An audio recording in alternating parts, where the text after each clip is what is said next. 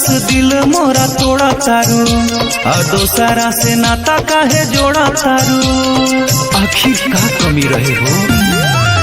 अरे सोना जस दिल मोरा तोड़ा तारू, दोसरा से नाता काहे जोड़ा तारू।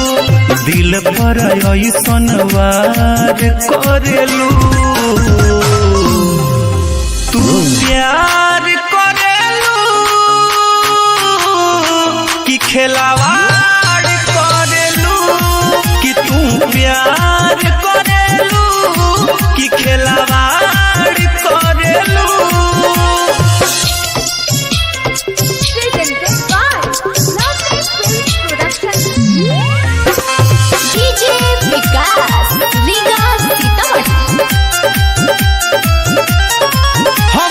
लड़ गईनी तोहरा ला जान, ए जमाना से हो बोला कौन खाता हो गई, ए दीवाना से हो।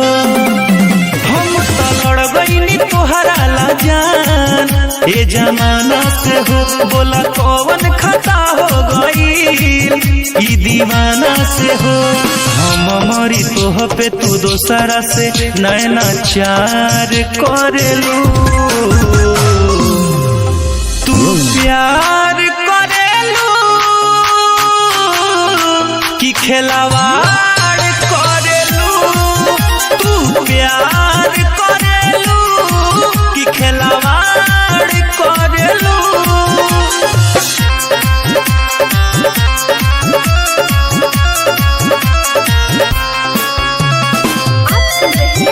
अमित पटेल की आवाज में जा तू सनम बेवफा, तोहे जान गईनी, सचो लईकी होले धोखेबाज, आज मान गईनी।